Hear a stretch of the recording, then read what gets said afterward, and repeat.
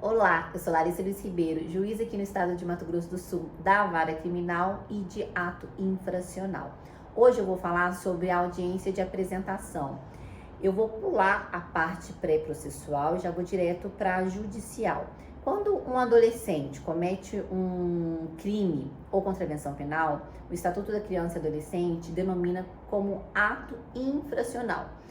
A lei é especial, então ela traz várias denominações e determinações diferentes do que o Código de Processo Penal.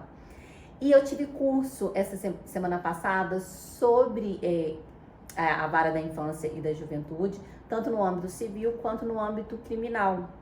E teve uma discussão muito legal lá que eu quero trazer para a gente discutir aqui hoje. O que foi? Audiência de apresentação. O que é audiência de apresentação? O adolescente, depois que ele praticou o ato infracional, o Ministério Público representa, pulada a fase pré-processual, representa o adolescente como se fosse a denúncia no processo penal.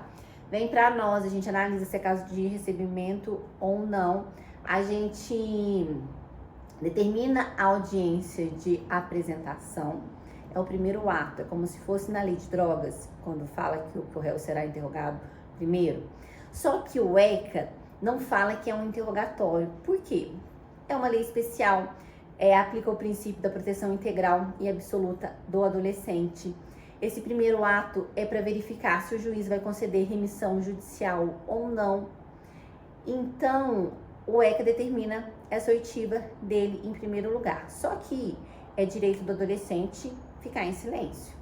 Ele pode simplesmente chegar lá na audiência e falar, não quero falar. A gente grava, ele falando que não quer falar. O defensor ou o advogado tem 3 dias para apresentar uma resposta. E aí a gente marca a audiência em continuação. O que é essa audiência em continuação? É a oportunidade que a gente vai ouvir as testemunhas arroladas pelo Ministério Público e testemunhas arroladas pela defesa, se houver. No final da audiência, o Ministério Público apresenta suas alegações, a defesa também, e aí tem a sentença, pode ser em audiência ou posteriormente. O que aconteceu? O STJ teve uma decisão recente no qual ele afirmou que o ato da audiência de apresentação devia ser como último ato. Por quê? Analisando, comparando ele com o processo criminal, seria mais benéfico ao adolescente. O que o STJ analisou lá na decisão?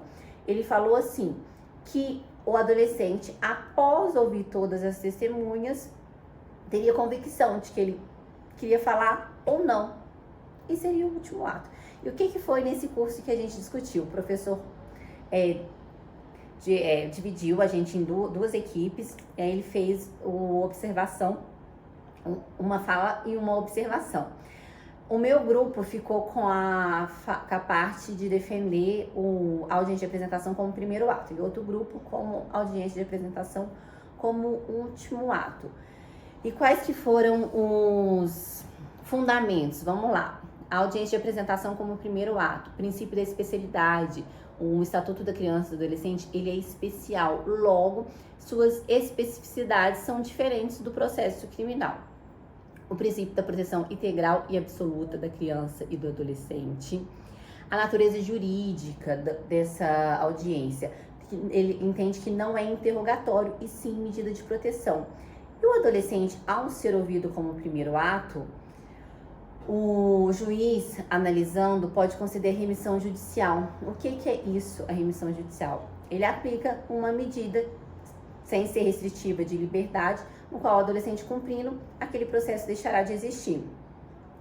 Ele ouve o Ministério Público, tá? E aí o juiz decide. Se o Ministério Público não concordar, cabe recurso. E o que eu mais achei interessante foi o princípio da atualidade. Por quê? Como os processos geralmente demandam um tempo, naquela primeira audiência de apresentação, o juiz já quando não é ato infracional grave, tá, gente? Com violência à pessoa. O juiz já aplica a medida de proteção e o adolescente já se sente que ele está recebendo uma responsabilidade que ele tem que cumprir. E os argumentos da audiência de apresentação como último ato. Também foi utilizado o princípio da proteção integral e absoluta da criança e do adolescente. entendeu-se que é mais benéfico ao adolescente, porque ele vai analisar, por exemplo, ele vai analisar as provas. Nenhuma testemunha viu o que aconteceu, não tem nenhuma prova concreta, o adolescente fala que não quer falar, vai ser caso de improcedência da representação. Constitucionalização do processo de ato infracional e que o STF e o STJ vem decidindo nesse sentido. Como eu faço?